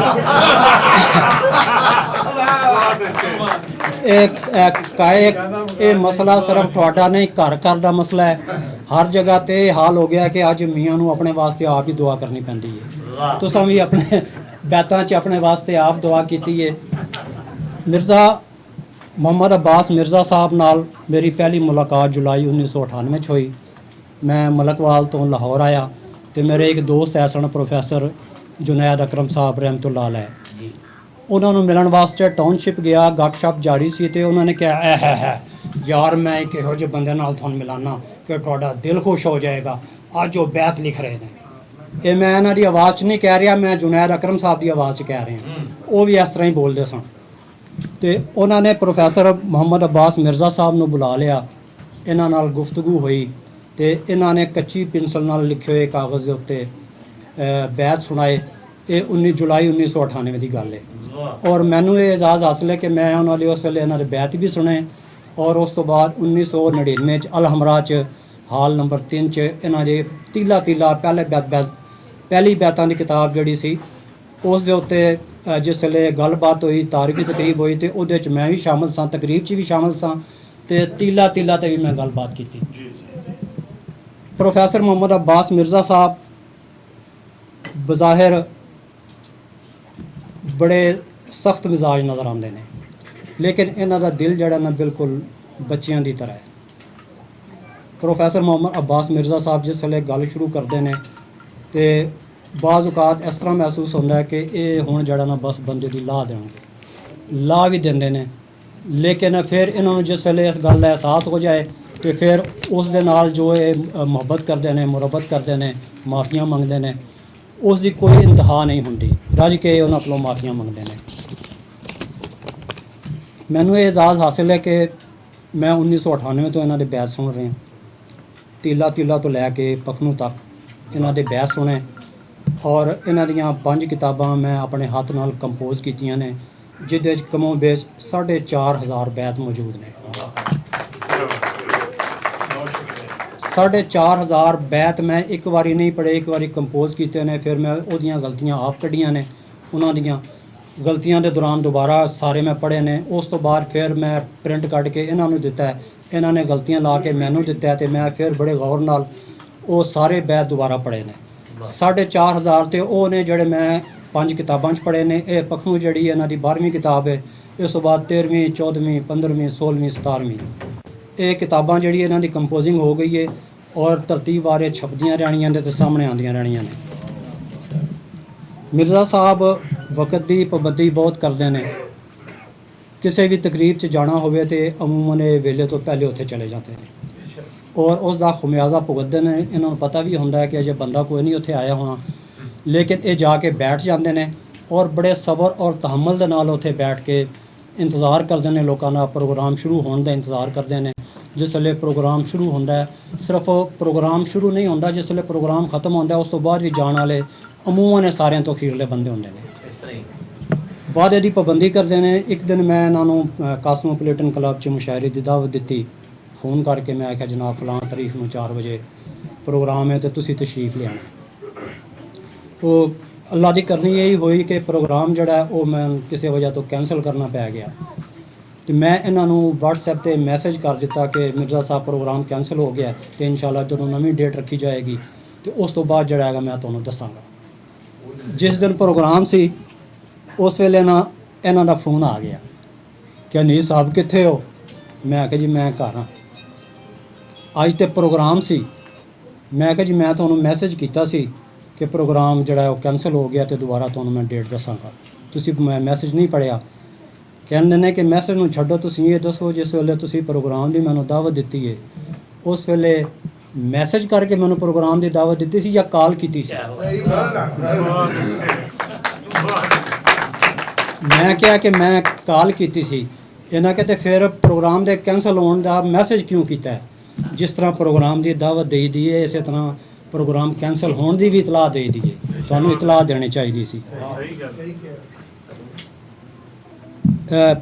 इन्हां नाल एक दफ़ा मुलाकात हो गई दफ्तरी कोल, किताबां दी बाइंडिंग करा रहे सन ते उत्थे इन्हां ने मैनूं किताब दित्ती टूंबां, इन्हां दी मेहरबानी। और टूंबां ने टाइटल के उत्ते सारियां सब्जियां जड़ियां ने इकट्ठियां करके ला दित्तियां। और सब्जियां का पस मंज़र यह है कि इन्हां दे एक दोस्त ने हकीम अरशद शहजाद साहिब सुखो चक वाले, उन्होंने वो सारे टाइटल बनाए ने ਔਰ ਸਾਰੇ ਟਾਈਟਲ ਹੀ ਇਸ ਤਰ੍ਹਾਂ ਦੇ ਨੇ। ਜਿਸ ਵੇਲੇ ਮੈਂ ਟਾਈਟਲ ਦੇਖਿਆ ਔਰ ਟਾਈਟਲ ਦੇਖ ਕੇ ਮੈਂ ਹੱਸਿਆ। ਮੈਂ ਆਖ ਕੇ ਆਖਿਆ ਮਿਰਜ਼ਾ ਸਾਹਿਬ ਇਹ ਕਿਤਾਬ ਦਾ ਨਾਮ ਹੈ ਤੁਹਾਡਾ ਟੂੰਬਾਂ ਤੇ ਤੁਸੀਂ ਉੱਤੇ ਲਾ ਸਬਜ਼ੀਆਂ ਦਿੱਤੀਆਂ ਨੇ। ਕਹਿੰਦੇ ਨੇ ਯਾਰ ਅਨੀਸ ਇਹ ਪੰਜਾਬ ਦੀਆਂ ਟੂੰਬਾਂ ਨਹੀਂ ਸਾਡੀਆਂ। ਉਹ ਜਿਸ ਵੇਲੇ ਮੈਂ ਫਿਰ ਉਸ ਟਾਈਟਲ ਤੇ ਨਜ਼ਰ ਮਾਰੀ, ਟਾਈਟਲ ਦੇਖਿਆ ਤੇ ਅੱਲਾ ਦੀ ਕਸਮ ਮੈਨੂੰ ਗਾਜਰ, ਮੂਲੀ, ਟਮਾਟਰ, ਸ਼ਲਜਮ ਬਤਾऊं ਜੋ ਜੋ ਵੀ ਉਹਦੇ ਤੇ ਲੱਗੇ ਹੋਇਆ ਸੀ ਉਹ ਸਾਰੇ ਮੈਨੂੰ ਟੂੰਬਾਂ ਨਜ਼ਰ ਆਏ ਇਹਨਾਂ ਦੇ ਕਹਿਣ ਦੀ ਵਜ੍ਹਾ ਤੋਂ। ਔਰ ਇਹਨਾਂ ਦੇ ਨਾਲ ਅਕਸਰ ਸਫ਼ਰ ਦਾ ਇਤਫਾਕ ਹੋਇਆ ਹੈ। ਹਜ਼ਰਤ ਉਮਰ ਰਜ਼ੀ ਅੱਲਾਹ ਤਾਲਾ ਅਨਹੁ ਫਰਮਾਉਂਦੇ ਨੇ ਕਿ ਕਿਸੇ ਵੀ ਬੰਦੇ ਦੀ ਪਛਾਣ ਸਫ਼ਰ 'ਚ ਹੁੰਦੀ ਹੈ। ਇਹਨਾਂ ਦੀ ਕਿਤਾਬ ਦੀ ਤਾਰੀਫੀ ਤਕਰੀਬ ਸੀ ਕਿੱਥੇ ਸੀ ਜਨਾਬ? ਛਾਂਗਾ ਮਾਂਗਾ। ਛਾਂਗਾ ਮਾਂਗਾ ਇਹਨਾਂ ਦੀ ਕਿਤਾਬ ਦੀ ਤਾਰੀਫੀ ਤਕਰੀਬ ਸੀ। ਉਹਦੇ 'ਚ ਅਫਜ਼ਲ ਸਾਜਿਦ ਸਾਹਿਬ, ਮੈਂ ਮੁਮਤਾਜ਼ ਰਾਸ਼ਿਦ ਲਾਹੌਰੀ ਸਾਹਿਬ, ਵਹੀਦ ਨਾਜ਼, ਹੋਰ ਇੱਕ ਦੋ ਦੋਸਤ ਜਿਹੜੇ ਨੇ ਉਹ ਸ਼ਾਮਲ ਸਨ। ਅਸੀਂ ਸਫ਼ਰ ਕਰ ਰਹੇ ਸਾਂ ਤੇ ਜਿਸ ਵੇਲੇ ਰਸਤੇ 'ਚ ਗਏ ਨਾ ਤੇ ਇਹਨਾਂ ਨੇ 500 ਦਾ ਪਾਪਾ ਕੱਢਿਆ। ਮੈਨੂੰ ਕਹਿੰਦੇ ਨੇ ਯਾਰ ਅਨੀਸ ਮੈਨੂੰ ਇਹਨਾਂ ਸਾਰਿਆਂ 'ਚ ਤੂੰ ਜ਼ਿਆਦਾ ਸਿਆਣਾ ਨਜ਼ਰ ਆ ਰਿਹਾ, ਜਾ ਕੇ ਜਿਹੜਾ ਨਾ 2-3 ਦਰਜਨ ਕੇਲੇ ਲੈ ਆ। ਮੈਂ ਕਿਹਾ ਜਨਾਬ ਕੇਲੇ, ਸਿਰਫ ਕੇਲੇ, ਕੋਈ ਹੋਰ ਚੀਜ਼ ਨਾਲ ਨਹੀਂ, ਕੇਲੇ ਲੈ ਆਇਆ ਮੈਂ। ਤੇ ਮੈਨੂੰ ਇਸ ਗੱਲ ਦੀ ਬੜੀ ਖੁਸ਼ੀ ਹੋਈ ਕਿ ਨਾ ਮੈਨੂੰ ਸਭ ਤੋਂ ਜ਼ਿਆਦਾ ਸਿਆਣਾ ਗਿਆ ਤੇ ਉਹ ਸਿਆਣਪੁਣੇ ਦੀ ਵਜ੍ਹਾ ਤੋਂ ਮੈਂ ਰਿਆਇਤ ਵੀ ਨਹੀਂ ਕਰਾਏ। ਜਿੰਨੇ ਦੇ ਉਹ ਕੇਲੇ ਮਿਲੇ ਮੈਂ ਉਹ ਕੇਲੇ ਲੈ ਕੇ ਜਿਹੜਾ ਨਾ ਆ ਗਿਆ, ਬੜਾ ਖੁਸ਼ ਹੋ ਕੇ ਬੈਠ ਗਿਆ। ਤੇ ਮੈਂ ਕਿਹਾ ਜਨਾਬ ਕੇਲੇ ਦੇ ਨਾਲ ਕੋਈ ਹੋਰ ਚੀਜ਼ ਵੀ ਲੈ ਲੈਣੀ ਸੀ, ਖਾਲੀ ਕੇਲੇ ਕਿਉਂ ਲਏ ਨੇ? ਇਹਨਾਂ ਕਿਹਾ ਯਾਰ ਇਹਦੀ ਇੱਕ ਵਜ੍ਹਾ ਹੈ, ਅਸੀਂ ਜਿੱਥੇ ਚੱਲੇ ਆ ਨਾ ਜਿਹੜਾ ਸਾਡਾ ਮਜਮਾਨ ਹੈ ਉਹ ਬੜਾ ਮਾੜਾ ਬੰਦਾ ਹੈ। ਪਤਾ ਨਹੀਂ ਉਹਦੇ ਕੋਲ ਇੰਨੀ ਗੁੰਜਾਇਸ਼ ਹੈ ਕਿ ਨਹੀਂ ਕਿ ਉਹ ਸਾਨੂੰ ਰੋਟੀ ਖਵਾ ਸਕੇ। ਤੇ ਅਸੀਂ ਉੱਥੇ ਜਾ ਕੇ ਇਹ ਨਹੀਂ ਕਹਿ ਸਕਦੇ ਕਿ ਵੀ ਸਾਨੂੰ ਰੋਟੀ ਖਵਾ, ਤੇ ਅਗਰ ਉਹਨੇ ਰੋਟੀ ਨਾ ਖਵਾਈ ਤੇ ਅਸੀਂ ਸਾਰੇ ਭੁੱਖੇ ਮਰ ਜਾਵਾਂਗੇ। ਤੇ ਜੇ ਅਗਰ ਨਾ ਰੋਟੀ ਖਵਾਈ ਸਾਡੇ ਕੋਲ ਕੇਲੇ ਤੇ ਹੈ ਨੇ ਨਾ, ਅਸੀਂ ਕੇਲੇ ਖਾਵਾਂਗੇ ਸਾਰੇ। ਔਰ ਇਸ ਗੱਲ ਦੇ ਉੱਤੇ ਮੇਰੇ ਰੋਂਗਟੇ ਖੜੇ ਹੋ ਗਏ ਕਿ ਇਹਨਾਂ ਨੇ ਆਪਣੇ ਮੇਜ਼ਬਾਨ ਦਾ ਕਿੰਨਾ ਖਿਆਲ ਰੱਖਿਆ ਕਿ ਉਹ ਬੰਦਾ ਮਾੜਾ ਹੈ, ਉਹ ਮਾੜਾ ਬੰਦਾ ਹੈ। ਇਹ ਗੱਲ ਵੀ ਜ਼ਿਹਨ 'ਚ ਰੱਖੀ ਕਿ ਹੋ ਸਕਦਾ ਉਹ ਰੋਟੀ ਨਾ ਖਵਾਏ। ਇਹ ਗੱਲ ਵੀ ਜ਼ਿਹਨ 'ਚ ਰੱਖੀ ਵੀ ਆ ਜਿਹੜੇ ਨਾਲ ਲੈ ਕੇ ਜਾ ਰਹੇ ਆ ਇਹ ਭੁੱਖੇ ਨਾ ਰਹਿ ਜਾਣ, ਤੇ ਇਹਨਾਂ ਨੇ ਕੇਲੇ ਲੈ ਲਏ। ਤੇ ਮੈਂ ਮਜ਼ਾਕ ਕੀਤਾ, ਮੈਂ ਆਖਿਆ ਜੀ ਫਿਰ ਜੇ ਭੁੱਖ ਮਿਟਾਉਣੀ ਸੀ ਤਾਂ ਖਾਲੀ ਕੇਲੇ ਨਾਲ ਤਾਂ ਗੁਜ਼ਾਰਾ ਨਹੀਂ, ਉਹਨਾਂ ਨਾਲ ਪੀਜ਼ੇ ਸ਼ਾਪ ਵੀ ਹੈ ਨੇ, ਬਰਗਰ ਵੀ ਹੈ ਨੇ ਤੇ ਹੋਰ ਚੀਜ਼ਾਂ ਵੀ ਹੈ ਨੇ, ਉਹ ਲੈ ਲੈਣੀਆਂ ਸਨ। ਉਹਨੇ ਕਿਹਾ ਹੁਣ ਇਹ ਕਹਿਣ ਲੱਗਿਆ ਕਿ ਹੁਣ ਇੰਨਾ ਵੀ ਨਾ ਵੱਧ। ਅੱਛਾ, ਬਜ਼ਾਹਿਰ ਲੋਕ ਜਿਸ ਵੇਲੇ ਇਹਨਾਂ ਨੂੰ ਦੇਖਦੇ ਨੇ ਇਹਨਾਂ ਦੀ ਬੜੀ ਪਰਸਨੈਲਿਟੀ ਹੈ ਔਰ ਇਹ ਜਿਸ ਵੇਲੇ ਗੱਲ ਕਰਦੇ ਨੇ ਲੋਕ ਇਹਨਾਂ ਦੀਆਂ ਗੱਲਾਂ 'ਚ ਖੁੱਭ ਜਾਂਦੇ ਨੇ। ਪਖਣੂ ਤੋਂ ਲੈ ਕੇ 5-6 ਕਿਤਾਬਾਂ ਜਿਹੜੀਆਂ ਨੇ ਸਾਰੀਆਂ ਮੈਂ ਕੰਪੋਜ਼ ਕੀਤੀਆਂ ਨੇ, ਸਾਰੀਆਂ ਪੜ੍ਹੀਆਂ ਨੇ। ਸੱਜਣ ਬੇਲੀ ਜਿਹੜੇ ਨੇ ਉਹ ਗੱਲਾਂ ਕਰ ਚੁੱਕੇ ਨੇ ਇਹਦੇ ਬਾਰੇ 'ਚ ਕਿ ਮੁਖਤਲਿਫ ਮੌਜ਼ੂਆਤ ਨੇ, ਸਮਾਜੀਆਤ 'ਤੇ ਨੇ, ਸਿਆਸਤ 'ਤੇ ਨੇ, ਰੂਹਾਨੀਅਤ 'ਤੇ ਨੇ, ਆਪਣੇ ਆਪ 'ਤੇ ਨੇ। ਔਰ ਮੈਂ ਜਿਹੜੀ ਉਹਦੇ ਸਭ ਤੋਂ ਵੱਡੀ ਗੱਲ ਮਹਿਸੂਸ ਕੀਤੀ ਹੈ ਕਿ ਅੱਜ ਦੇ ਦੌਰ 'ਚ ਕਿਸੇ ਦੇ ਉੱਤੇ ਤੰਜ਼ ਕਰਨਾ ਸਭ ਤੋਂ ਮੁਸ਼ਕਿਲ ਕੰਮ ਹੈ। ਹੁਣ ਤੇ ਸਾਡੀ ਪੰਜਾਬ ਸਰਕਾਰ ਨੇ ਕਾਨੂੰਨ ਵੀ ਬਣਾ ਦਿੱਤਾ ਹੈ ਕਿ ਬੱਚਿਓ ਗੱਲ ਕਰਕੇ ਤਕਾਓ ਜੀ, ਤੁਸੀਂ ਗੱਲ ਕਰੋ ਤੇ ਅਸੀਂ ਤੁਹਾਨੂੰ ਦੱਸਾਂਗੇ ਕਿ ਵੀ ਕਿਸ ਤਰ੍ਹਾਂ ਗੱਲ ਕਰੀਦੀ ਹੈ। ਤੇ ਅੱਜ ਦੇ ਦੌਰ 'ਚ ਸਭ ਤੋਂ ਆਸਾਨ ਤਰੀਕਾ ਦੂਜੇ ਦੇ ਉੱਤੇ ਤੰਜ਼ ਕਰਨਾ, ਮੁਆਸ਼ਰੇ 'ਤੇ ਤੰਜ਼ ਕਰਨਾ ਇਹ ਹੈ ਕਿ ਬੰਦਾ ਆਪਣੀ ਜ਼ਾਤ ਨੂੰ ਨਿਸ਼ਾਨਾ ਬਣਾ ਲੇ। ਮਿਰਜ਼ਾ ਸਾਹਿਬ ਨੇ ਹਰ ਕਿਤਾਬ 'ਚ ਔਰ ਜ਼ਿਆਦਾ ਸ਼ੇਰਾਂ ਦੇ ਵਿੱਚ ਆਪਣੀ ਜ਼ਾਤ ਨੂੰ ਨਿਸ਼ਾਨਾ ਬਣਾਇਆ ਹੈ। ਉਹ ਗੱਲ ਕਿਧਰੇ ਤੋਂ ਕਿਧਰੇ ਨਿਕਲ ਗਈ, ਗੱਲ ਕੁਝ ਕਰਨਾ ਚਾਹੁੰਦਾ ਸਾਂ। ਮਿਰਜ਼ਾ ਸਾਹਿਬ ਬੈਤ ਲਿਖਦੇ ਨੇ, ਬੈਤ ਦੇ ਬਾਰੇ 'ਚ ਅਜੇ ਤੱਕ ਕਿਸੇ ਬੰਦੇ ਨੇ ਕੋਈ ਖਾਸ ਗੱਲ ਨਹੀਂ ਕੀਤੀ ਸਵਾਏ ਡਾਕਟਰ ਸਾਹਿਬ ਦੇ ਕਿ ਇਹਨਾਂ ਨੇ ਦੱਸਿਆ ਕਿ ਜੀ ਉਹ ਅਬਿਆਤ ਲਿਖੇ ਨੇ ਸੁਲਤਾਨ ਬਾਹੂ ਨੇ। ਬੈਤ ਜਿਹੜਾ ਹੈ ਉਹ ਅਰਬੀ ਦਾ ਲਫ਼ਜ਼ ਹੈ, ਇਸ ਦਾ ਮਤਲਬ ਹੈ ਸ਼ੇਰ ਜਾਂ ਦੂਜਾ ਮਤਲਬ ਹੈ ਘਰ। ਇੱਥੇ ਅਸੀਂ ਜਿਹੜੇ ਇਕੱਠੇ ਹੋਏ ਆ ਉਹ ਸ਼ੇਰ ਵਾਸਤੇ ਇਕੱਠੇ ਹੋਏ ਆ। ਸ਼ੇਰ ਦੇ ਵਿੱਚ 2 ਲਾਈਨਾਂ ਹੁੰਦੀਆਂ ਨੇ, ਇੱਕ ਪਹਿਲਾ ਮਿਸਰਾ ਹੁੰਦਾ ਹੈ, ਦੂਸਰਾ ਮਿਸਰਾ ਹੁੰਦਾ ਹੈ। ਪਹਿਲਾ ਮਿਸਰਾ ਜਿਹੜਾ ਹੈ ਉਹ ਬਿਆਨੀਆ ਹੁੰਦਾ ਹੈ, ਦੂਸਰਾ ਮਿਸਰਾ ਜਿਹੜਾ ਉਹ ਜਵਾਬੀਆ ਹੁੰਦਾ ਹੈ। ਇੱਕ ਪੂਰਾ ਸ਼ੇਰ ਜਿਹੜਾ ਉਹ ਪੂਰੀ ਕਹਾਣੀ ਹੁੰਦੀ ਹੈ, ਅਰਬੀ ਦਾ ਲਫ਼ਜ਼ ਹੈ। ਇਹ ਕੋਈ ਨਵੀਂ ਸਿਨਫ ਨਹੀਂ, ਇਹ ਅਰਬੀ ਦੇ ਵਿੱਚ ਪਹਿਲੇ ਮੌਜੂਦ ਸੀ। ਜਿਸ ਵੇਲੇ ਮਿਰਜ਼ਾ ਸਾਹਿਬ ਨੇ ਬੈਤ ਲਿਖਣੇ ਸ਼ੁਰੂ ਕੀਤੇ ਨੇ ਔਰ ਦੋਸਤਾਂ ਨਾਲ ਮਸ਼ਵਰਾ ਕੀਤਾ ਹੈ ਕਿ ਇਹ ਮੈਂ ਯਾਰ ਲਿਖ ਰਿਹਾ ਤੇ ਇਸ ਦਾ ਕੀ ਕਰੀਏ। ਇਹਨਾਂ ਨੇ ਸਾਰਿਆਂ ਨੇ ਮਿਲ ਕੇ ਇਸ ਨੂੰ ਕਿਹਾ ਕਿ ਇਹਨੂੰ ਬੈਤ ਦਾ ਨਾਮ ਦੇ ਦਿੱਤਾ ਜਾਏ। ਬੈਤ ਦਾ ਨਾਮ ਦੇਣ ਤੋਂ ਬਾਅਦ ਪਹਿਲੇ ਬੈਤ ਅਰਬੀ 'ਚ ਕਿਹਾ ਜਾਂਦਾ ਸੀ, ਅਰਬੀ ਦੀ ਸ਼ਕਲ ਸੀ, ਲੇਕਿਨ ਜਿਸ ਵੇਲੇ ਮਿਰਜ਼ਾ ਸਾਹਿਬ ਨੇ ਅੱਜ ਕੋਈ 34-35 ਹਜ਼ਾਰ ਬੈਤ ਕਹਿ ਚੁੱਕੇ ਨੇ ਔਰ ਇਨਸ਼ਾਅੱਲਾ 2-3 ਲੱਖ ਕਹਿਣਗੇ ਔਰ ਸਾਡੇ ਸਿਰ ਤੇ ਇਹਨਾਂ ਦਾ ਠੀਕ ਹੈ, ਇਹਨਾਂ ਦਾ ਸਾਇਆ ਸਾਡੇ ਸਿਰ ਤੇ ਸਲਾਮਤ ਰਵੇ। ਜਿਸ ਵੇਲੇ ਯਾਰ ਤੂੰ ਮੈਨੂੰ ਗੱਲ ਹੀ ਭੁਲਾ ਦਿੱਤੀ ਹੈ।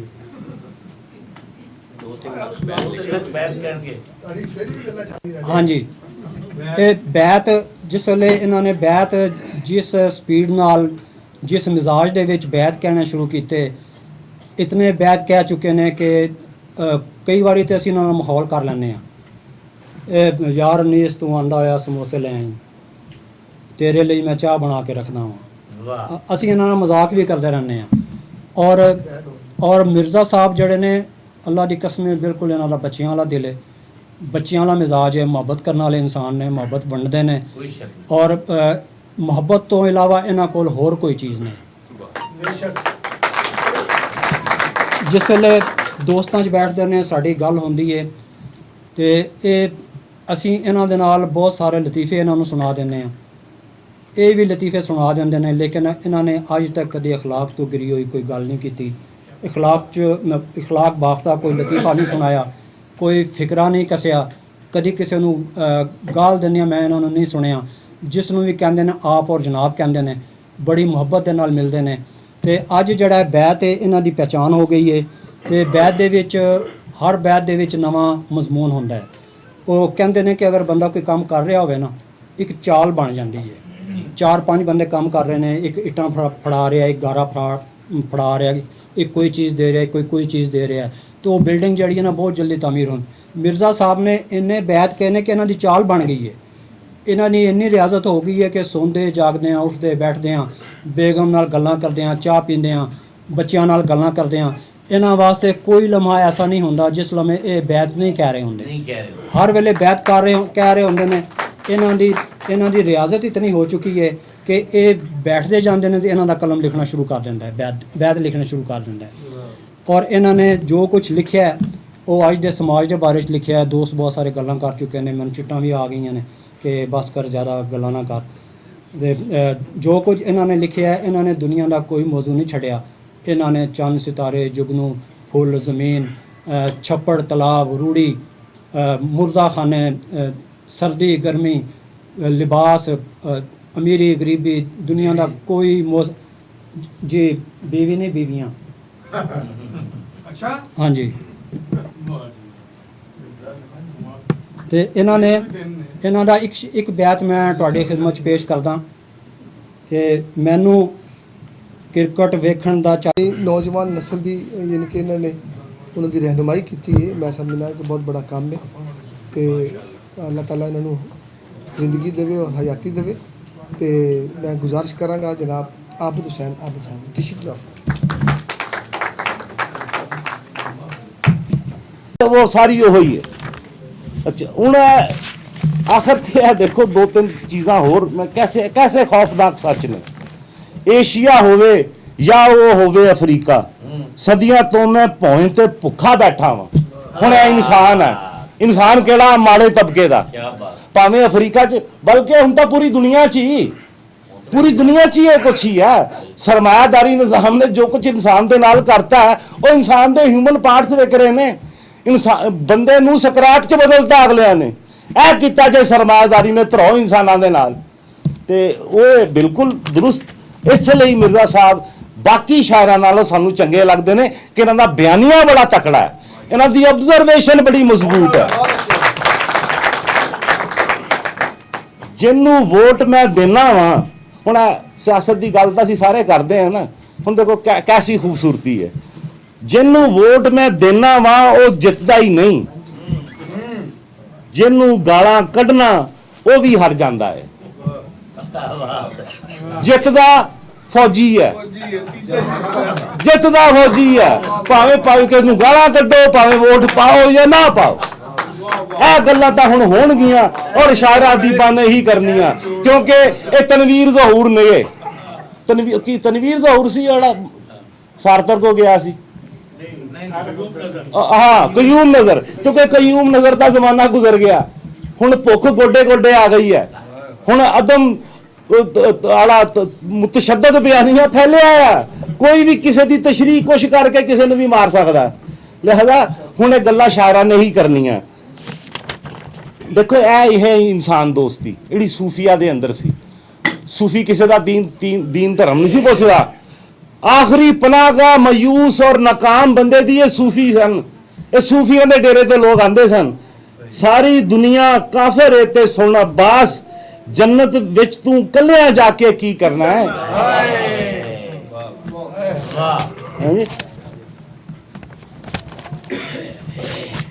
ਆਖਰੀ ਸ਼ੇਰ ਸੁਣੋ ਜੀ।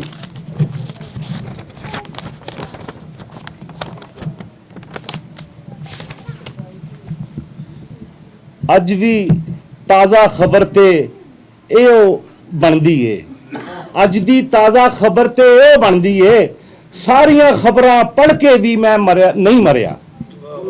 ਸਾਰੀਆਂ ਖਬਰਾਂ ਪੜ੍ਹ ਕੇ ਵੀ ਮੈਂ ਨਹੀਂ ਮਰਿਆ। ਅਖਬਾਰ ਟੀਵੀ ਦੇਖ ਲਓ, ਤੁਸੀਂ ਨਾਰਮਲ ਰਹਿ ਸਕਦੇ ਹੋ ਦੇਖ ਕੇ। ਇਹ ਜੋ ਕੁਝ ਹੈ ਦੇਖ ਕੇ ਨਾਰਮਲ ਰਹਿ ਸਕਦੇ ਹੋ। ਇਹ ਖੌਫਨਾਕ ਸੱਚ ਨੇ ਜਿਹੜੇ ਬਾਕੀ ਲੋਕ ਨਹੀਂ ਲਿਖਦੇ। ਉਹ ਅब्बास ਮਿਰਜ਼ਾ ਸਾਹਿਬ ਲਿਖ ਰਹੇ ਨੇ। ਘੱਟਾ ਨਹੀਂ ਸੀ, ਉਹਦੇ ਸਿਰ ਵਿੱਚ ਮਿੱਟੀ ਸੀ। ਘੱਟਾ ਪੈਂਦਾ ਏ, ਮਿੱਟੀ ਪਾਣੀ ਪੈਂਦੀ ਏ, ਔਰ ਅਸੀਂ ਦੋਵੇਂ ਕੰਮ ਬੜੀ ਸਹੂਲਤ ਨਾਲ ਕਰ ਰਹੇ ਹਾਂ। ਘੱਟਾ ਸਾਡੇ ਸਿਰ 'ਚ ਪਈ ਜਾਂਦਾ ਤੇ ਮਿੱਟੀ ਅਸੀਂ ਆਪ ਪਾਈ ਜਾਂਦੇ। ਮਾਹੌਲ ਸੀ ਨਾ, ਸਾਰੇ ਪਾਣੀ ਫੇਰਤਾ। ਇਹਦੇ 'ਚ ਕੋਈ ਸ਼ੱਕ ਨਹੀਂ। ਜੋ ਸੱਚਾਈ ਸ਼ੇਰਾਂ ਦੇ ਵਿੱਚ ਮਿਰਜ਼ਾ ਸਾਹਿਬ ਦੇ ਸ਼ੇਰਾਂ 'ਚ ਹੈ, ਉਹਨਾਂ ਨੇ ਬੜੀ ਖੁੱਲ੍ਹ ਕੇ ਬਿਆਨ ਕੀਤੀ ਹੈ। ਮੈਂ ਤਾਂ ਆਸ਼ਿਕ ਮਿਜ਼ਾਜ ਜਿਹਾ ਬੰਦਾ, ਮੈਂ ਤੁਹਾਡੇ ਨਾਲ ਕੀ ਗੱਲਾਂ ਕਰਨੀਆਂ ਨੇ। ਹਾਂਜੀ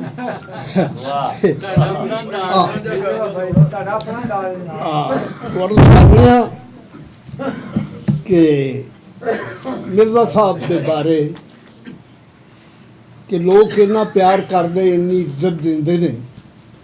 ਤਾਂ ਮੈਂ अर्ज कर रहा कि कतरा दरिया तो वक होके नहीं मजे रवानी दे लै सकदा। कतरा दरिया तो वक होके नहीं मजे रवानी दे लै सकदा। तेरे चाहन वाले मन्निया है लखां, पर मैं इन्ने रकीब नहीं सह सकता। तेरे चाहन वाले मन्निया है लखां, पर मैं इन्ने रकीब नहीं सह सकता। क्या बात है बाबा जी। तो मैनू पुछदा ज़ौक मुतालिया दा, मैनू पुछदा ज़ौक मुतालिया दा, ये पढ़ा चेहरे या नवी किताब देखा। पढ़ा चेहरे या नवी किताब देखा। कलमकार दियां अदल काफशाने के पिलाक विच मैं खिड़े गुलाब देखा। ਜਿਹੜੇ ਪੰਜਾਬੀ ਅਦਬੀ ਸੰਗਤ ਦੇ ਹਰ ਹਫਤੇ ਸਭ ਤੋਂ ਪਹਿਲੇ ਆਉਂਦੇ ਨੇ ਔਰ ਅੱਲਾਹ ਤਾਲਾ ਇਹਨਾਂ ਨੂੰ ਜ਼ਿੰਦਗੀ ਔਰ ਸਿਹਤ ਦੇਵੇ। ਲੋ ਜੀ, ਮੈਂ ਮਹਿਮਾਨੇ ਖਸੂਸੀ ਸਾਡੇ ਅੱਜ ਦੇ ਚੀਫ ਗੈਸਟ ਨੇ ਸਾਡੇ ਪੰਜਾਬੀ ਦੇ ਇਸ ਮੰਚ ਤੇ ਪਹਿਲੀ ਦਫਾ ਆਏ ਨੇ ਸਾਡੇ ਕੋਲ, ਤੇ ਮੈਂ ਤੇ ਇਹਨਾਂ ਨਾਲ ਮੇਰਾ ਕਲਮ ਦਾ ਤੇ ਮੇਰੇ ਹੁੰਦੇ ਨਹੀਂ ਆਏ, ਮੇਰੇ ਤੋਂ ਹੁੰਦੇ ਨਹੀਂ ਆਏ, ਤੇ ਲਿਹਾਜ਼ਾ ਮੈਂ ਇਕਤਦਾਰ ਜਵੇਦ ਸਾਹਿਬ ਨੂੰ ਗੁਜ਼ਾਰਿਸ਼ ਕਰਾਂਗਾ ਕਿ ਤਸ਼ਰੀਫ ਲਿਆਉਣ। ਇਕਤਦਾਰ ਜਵੇਦ ਸਾਹਿਬ। अब्बास मिर्ज़ा साहब और हाजरीन, बहुत सारा टाइम हो गया है और बहुत सारिया गल्लां हो चुकी हैं। तुहाडी कॉल मैं नहीं वेख सकिया, अटेंड नहीं सी कर सकिया। दो तीन मुख्तसर गल्लां मिर्ज़ा साहब दा मौजू इन्ना वड्डा है कि गल उन्हां ते ज़्यादा करनी चाहिए है, लेकिन मैं अगे भी इन राइटिंग भी और पहला भी इन्हां दे बारे मैं इज़हार कर चुके हैं, अपनी गल दस चुके हैं, कह चुके हैं कि ये क्लासिक दी रवायत नूं लैके अगे चले ने, जिस तरह अपने इन्होंने इजहार किया है। क्लासिक दे जिहड़े साडे सारे वारिस शाह साहब, बुल्ले शाह साहब, मियाँ मोहम्मद साहब, सुल्तान बाहू साहब, ये सारे पैकर तराशी दे शायर ने। साजिद सईद साहब समझते हैं कि इमेजिज़म की तहरीक 20वीं सेंचुरी दे सैकंड दाए च पाउणी शुरू की सी। ਉਹ ਕੀ ਸੀ ਜਿਸ ਤੋਂ ਬਾਅਦ TS ਇਲੀਅਟ ਹੋਰਾਂ ਨੇ ਸਪੋਕਨ ਲੈਂਗੁਏਜ ਪੂਰੀ ਦੁਨੀਆ 'ਚ ਜਿਹੜਾ ਮੀਰਾ ਜੀ ਨੇ ਵੀ ਸ਼ੁਰੂ ਕੀਤੀ ਕਿ ਸਪੋਕਨ ਲੈਂਗੁਏਜ ਜਿਹੜੀ ਹੈ ਉਹ ਸ਼ਾਇਰੀ 'ਚ ਲਿਆ ਜਾਏ। ਜਿਹੜਾ ਪਹਿਲਾਂ ਜਿਸ ਤਰ੍ਹਾਂ ਤਰਕੀਬ ਸਾਜ਼ੀ ਸੀ ਉਸ ਤੋਂ ਹਟ ਕੇ ਗੱਲ ਕੀਤੀ ਜਾਏ। ਜਿਸ ਤਰ੍ਹਾਂ ਤੁਸੀਂ ਆਮ ਬੰਦੇ ਨਾਲ ਗੱਲ ਕਰਦੇ ਹੋ, ਜਿਸ ਤਰ੍ਹਾਂ ਦੋਸਤ ਨਾਲ ਗੱਲ ਕਰਦਾ ਹੈ, ਤੁਸੀਂ ਘਰ 'ਚ ਬੈਠ ਕੇ ਗੱਲ ਕਰਦੇ ਹੋ, ਬਈ ਸ਼ਾਇਰੀ ਨੂੰ ਕੋਈ ਹਵਾ ਨਾ ਬਣਾ ਦਿਓ। ਸਾਡੇ ਜਿਹੜੇ ਕਲਾਸਿਕ ਸਨ ਉਹ ਕੀ ਕਰਦੇ ਸਨ, ਮਸਲਨ ਮੀਆਂ ਮੁਹੰਮਦ ਸਾਹਿਬ ਦਾ ਮੈਂ ਸ਼ੇਰ ਪੇਸ਼ ਕਰਦਾ, ਤੁਸੀਂ ਸਮਝੇਗਾ ਕਿ ਜਿਸ ਤਰ੍ਹਾਂ ਅਸੀਂ ਆਮ ਗੱਲ ਕਰਦੇ ਹਾਂ ਇਸੇ ਤਰ੍ਹਾਂ ਪੰਜਾਬੀ ਇਹ ਇਮੇਜਿਜ਼ਮ ਸੀ। ਜਿਸ ਤਰ੍ਹਾਂ ਅਸੀਂ ਉਰਦੂ 'ਚ ਪੈਕਰ ਤਰਾਸ਼ੀ ਕਹਿੰਦੇ ਹਾਂ ਕਿ ਰੇਤ ਵਜੂਦ ਤੇਰੇ ਵਿੱਚ ਸੋਨਾ ਤੈਨੂੰ ਨਜ਼ਰ ਨਾ ਆਵੇ,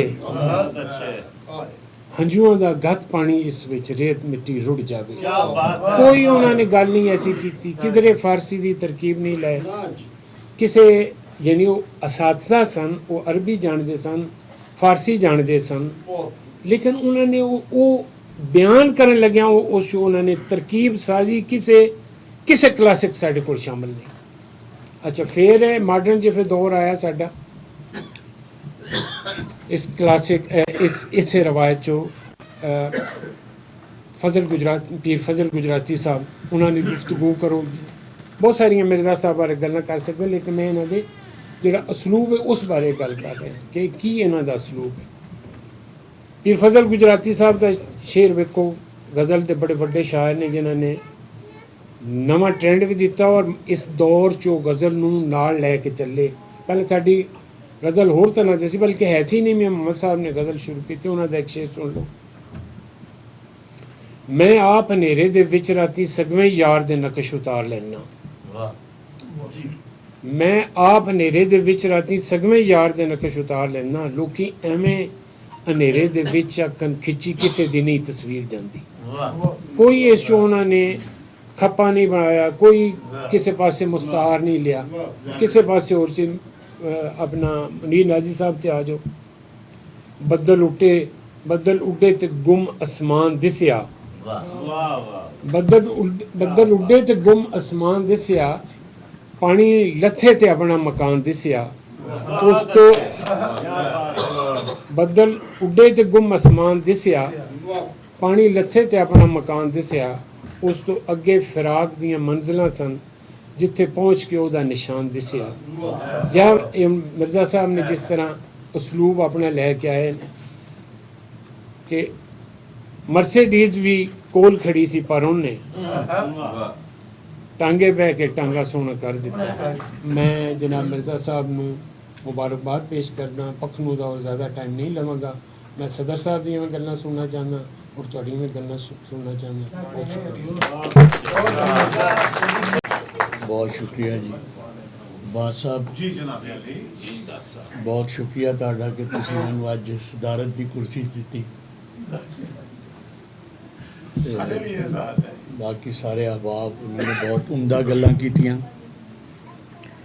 ਤੇ ਉਸ ਤੋਂ ਬਾਅਦ ਸਦਰ ਕੋਲ ਕੀ ਰਹਿ ਗਿਆ, ਮੈਂ ਕੀ ਗੱਲ ਕਰਾਂ। ਜਿੰਨੀਆਂ ਤਫਸੀਲ ਦੇ ਨਾਲ ਗੱਲਾਂ ਹੋ ਗਈਆਂ और खुद अब्बास साहब ने जिस तरह अपने शेर सुनाए और उन्होंने वजाहत की थी, तो मेरे लिए मुमकिन नहीं कि मैं ये कोई और नुकता कढ़ा। लेकिन एक गल है कि शायर एक मुनज़्ज़म वजूद है और उसकी कोई गल मुतजाद नहीं होती। क्या बात। हैडिगर एक बड़ा वड्डा फलसफी होया, जर्मन फलसफी। उन्हें कहा कि in poetry man reunites himself on the basis of his existence. कि शेर दे विच इंसान अपने वजूद दियां बुनियादां ते अपने आप नूं मुजतमे करदा है। क्या बात। इसलिए तजाद नहीं आएगा। तुहानूं इन्हां दी पूरी शायरी दे विच जिहड़ा नुक्ता नज़र आ रहा है वो एक फलसफी दा नुक्ता नज़र है। बज़ाहिर उन्होंने फलसफियाना गल्लां नहीं कीतियां, लेकिन जिहड़ियां मिसालां दित्तियां ਉਹ ਸਾਰੇ ਜਿਹੜੇ ਫਲਸਫੇ ਦੇ ਅੰਦਰੋਂ ਬਾਹਰ ਆ ਰਹੀ ਹੈ। ਉਹ ਫਲਸਫਾ ਜਿਹੜਾ ਹੈ ਮੁਆਸ਼ਿਆਤ ਦਾ ਫਲਸਫਾ ਹੋਏ, ਉਹ ਫਲਸਫਾ ਸਮਾਜੀਆਤ ਦਾ ਫਲਸਫਾ ਹੋਏ, ਉਹ ਫਲਸਫਾ ਸਕਾਫਤ ਦਾ ਫਲਸਫਾ ਹੋਏ, ਉਹ ਫਲਸਫਾ ਜਿਹੜਾ ਹੈ ਉਹ ਕਿਸੇ ਮੁਲਕ ਦੀ ਅੰਦਰ ਇੱਕ ਹੁਬੁਲ ਵਤਨੀ ਦਾ ਫਲਸਫਾ ਹੋਏ, ਜਿੰਨੇ ਵੀ ਗੱਲਾਂ ਹੈ ਨੇ, ਸ਼ਾਇਰ ਜਿਨ੍ਹਾਂ ਤੋਂ